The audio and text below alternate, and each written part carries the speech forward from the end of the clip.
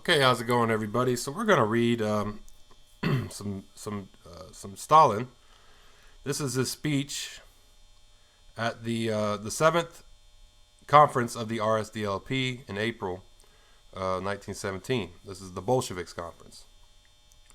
So there's three parts here, and we're gonna go ahead and I almost want to read the entire thing. We'll go ahead and read the entire thing because some are really short.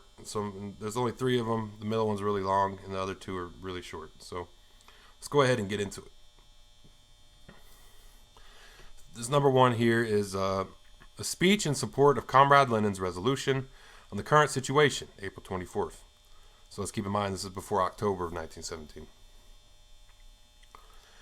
Comrades, that which Bubnov proposes is provided for in Comrade Lenin's resolution. Comrade Lenin does not reject mass action, demonstrations. But this is not the point at present. The disagreement centers around the question of control. Control presumes controller and controlled, and some sort of agreement between controller and controlled. We had control, and we had an agreement. What were the results of control? Neil, after Milyukov's pronouncement of April 19th, its shadowy character has become particularly evident. Gukov says, quote, I regard the revolution as a means of fighting better. Let us make a small revolution for the sake of a big victory, end quote.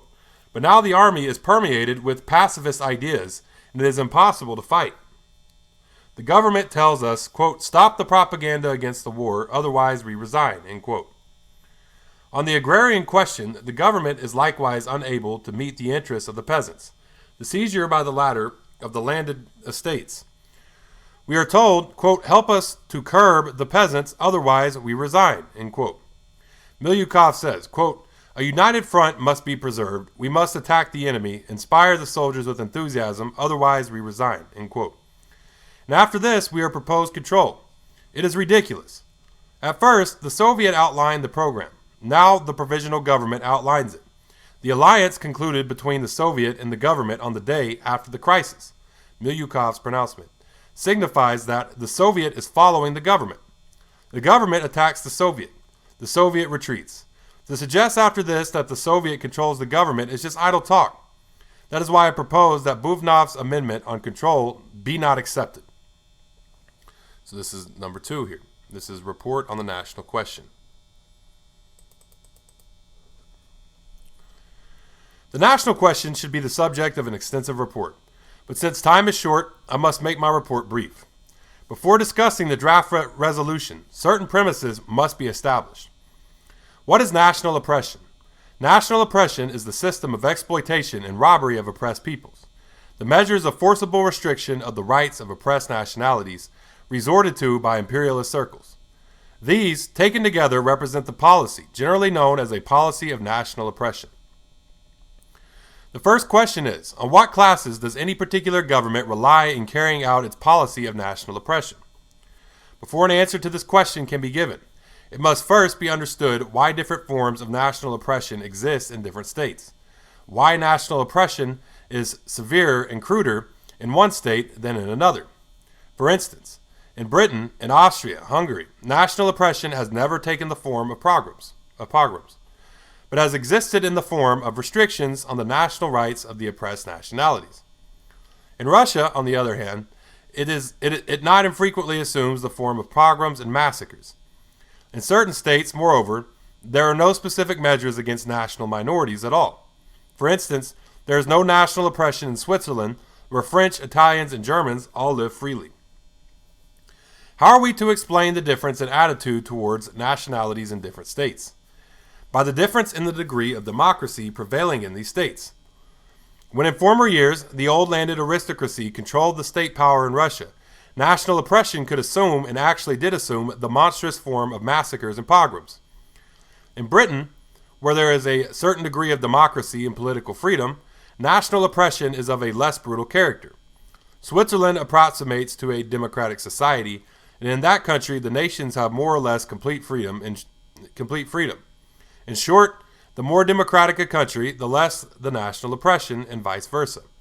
And since by democracy we mean that definite classes are in control of the state power, it may be said from this point of view that the closer the old landed aristocracy is to power, as was the case in old Tsarist Russia, the more severe is the oppression and the more monstrous are its forms.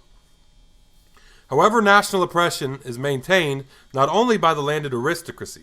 There is, in addition, another force, the imperialist groups, who control in their own country the methods of enslaving nationalities learned in the colonies and thus become the natural allies of the landed aristocracy. They are followed by the petty bourgeoisie, a section of the intelligentsia, and a section of the upper stratum of the workers, who also share the spoils of robbery. Thus, there is a whole gamut of social forces, headed by the landed and financial aristocracy, which support national oppression in order to create a real democratic system. It is first of all necessary to clear the ground and remove these forces from the political stage, reads the text of the resolution. The first question is, how is the political life of the oppressed nations to be arranged? In answer to this question, it must be said that the oppressed peoples forming part of Russia must be allowed the right to decide for themselves whether they wish to remain part of the Russian state or to secede and form independent states. We are at present witnessing a definite conflict between the Finnish people and the provisional government. The representatives of the Finnish people, the representatives of social democracy, are demanding that the provisional government should restore to the people the rights they enjoyed before they were annexed to Russia. The provisional government refuses because it will not recognize the sovereignty of the Finnish people. On whose side must we range ourselves? Obviously on the side of the Finnish people, for it is inconceivable for us to accept the forcible retention of any people whatsoever within the bounds of a unitary state. When we put forward the principle that peoples have the right to self-determination, we thereby raise the struggle against national oppression to the level of a struggle against imperialism, our common enemy. If we fail to do this, we may find ourselves in the position of bringing grist to the mill of the imperialists. If we, Social Democrats, were to deny the Finnish people the right to declare their will on the subject of secession and the right to give effect to their will, we would be putting ourselves in the position of continuing the policy of Tsarism. It would be impermissible to confuse the question of the right of nations freely to succeed with the question of whether a nation must necessarily succeed at any given moment. This latter question must be settled quite separately by the party of the proletariat, in each particular case according to the circumstances. When we recognize the right of oppressed peoples to succeed, the right to decide their political destiny, we do not thereby settle the question whether particular nations should succeed from the Russian state at the given moment. I may recognize the right of a nation to succeed, but that does not mean that I oblige it to do so. A people has the right to succeed, but it may or may not exercise that right according to the circumstances. Thus, we are at liberty to agitate for or against secession in accordance with the interests of the proletariat, of the proletarian revolution. Hence, the question of secession must be determined in each particular case independently, in accordance with the existing situation. And for this reason, recognizing the right of secession must not be confused with the expediency of secession in any given circumstances. For instance, I personally would be opposed to the secession of Transcaucasia, bearing in mind the common development in Transcaucasia and Russia, certain conditions of the struggle of the proletariat, and so forth.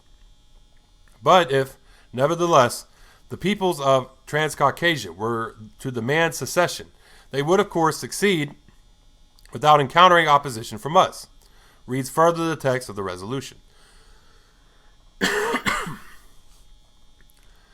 Further, what is to be done with the peoples which may desire to remain within the Russian state? Whatever mistrust of Russia existed among the peoples was fostered chiefly by the Tsarist policy. But now that Tsarism no longer exists, and its policy of oppression no longer exists, this mistrust is bound to diminish and attraction towards Russia to increase. I believe that now, after the overthrow of Tsarism, 9/10 of the nationalities will not desire to succeed. The party, therefore, proposes to institute regional autonomy for regions which do not desire to succeed and which are distinguished by peculiarities of customs and language, as, for instance, Transcaucasia, Turkestan, and the Ukraine. The geographical boundaries of the autonomous regions must be determined by the populations themselves with due regard for economic conditions, customs, etc. In contradistinction to regional autonomy, there exists another plan, one which has long been recommended by the Bund, and particularly by Springer and Bauer, who advocate the principle of cultural national autonomy. I considered that plan unacceptable for Social Democrats. Its essence is that Russia should be transformed into a union of nations, and nations into unions of persons, drawn into a common society no matter what part of the state they may be living in. All Russians, all Armenians, and so on are to be organized into separate national unions, irrespective of territory, and only then are they to enter the union of nations of all Russia. That plan is extremely inconvenient and inexpedient. The fact is that the development of capitalism has dispersed whole groups of people, severed them from their nations, and scattered them through various parts of Russia. In view of the dispersion of nations resulting from economic conditions, to draw together the various individuals of a given nation would be to organize and build a nation artificially, and to draw people together into nations artificially would be to adopt the standpoint of nationalism. That plan advanced by the Bund cannot be endorsed by Social Democrats. It was rejected at the 1912 conference of our party and generally enjoys no popularity in social democratic circles, with the exception of the Bund. That plan is also known as cultural autonomy, because from among the numerous and varied questions which interest a nation, it would single out the group of cultural questions and put them in the charge of national unions. The reason for singling out these questions is the assumption that what unites a nation into an integral whole is its culture. It is assumed that within a nation there are, on the one hand, interests which tend to disintegrate the nation, economic, for instance, and on the other, interests which tend to weld it into an integral whole, and that the latter interests are cultural interests. Lastly, there is the question of the national minorities. Their rights must be specially protected. The party therefore demands full equality of status in educational, religious, and other matters of the abolition of the restrictions on national minorities. There is Article 9 which proclaims the equality of nations. The conditions required for its realization can arise only when the whole of society has been fully democratized. We have still to settle the question of how to organize the proletariat of the various nations into a single common party. One plan is that the workers should be organized on national lines. So many nations, so many parties. That plan was rejected by the Social Democrats. Experience has shown that the organization of the proletariat of a given state on national lines tends only to destroy the idea of class solidarity. All the proletarians of all the nations in a given state must be organized in a single indivisible proletarian collective. Thus, our views on the national question can be reduced to the following propositions. A. Recognition of the right of nations to secession. B. Regional autonomy for nations remaining within the given state. C. Special legislation guaranteeing freedom of development for national minorities. D. A single indivisible proletariat collective, a single party for the proletarians of all nationalities of the given state. Number 3. Reply to the discussion on the national question, April 29th. The two resolutions are on the whole similar. Pyatakov has copied all the points of our resolution except one, quote, recognition of the right of succession, end quote.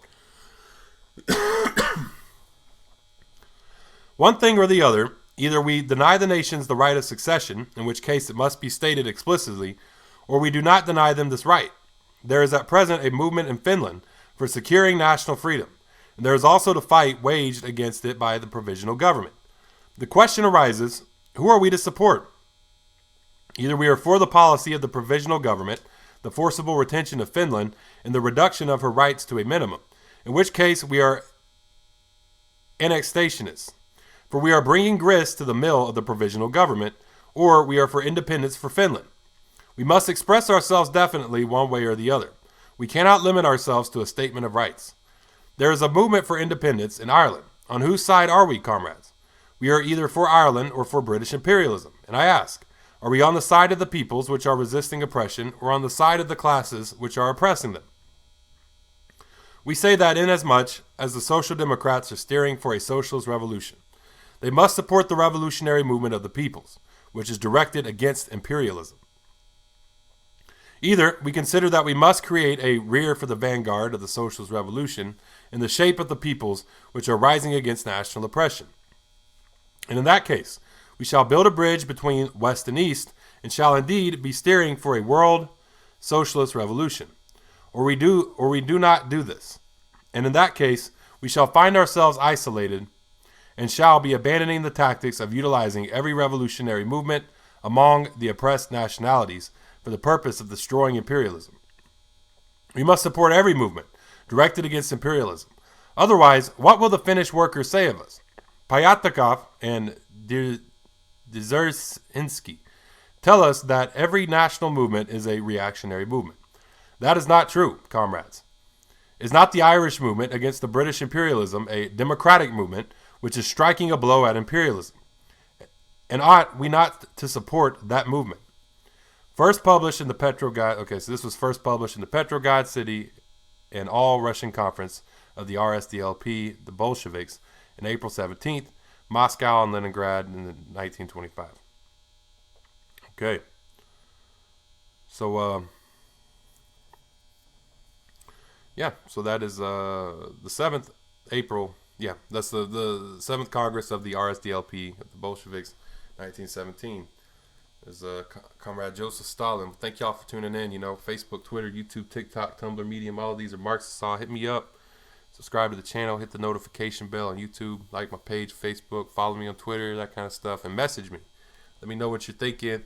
Let me know what you think. You got any cool ideas? You want me to read something? Anything. Lay it on me. Tell me a joke, something, you know. So, yeah. Thank y'all for tuning in. Y'all have a great day. And Dodada Goi. All those are Marxists, by the way. Follow me there. Marxists. All right. Dodada Goi.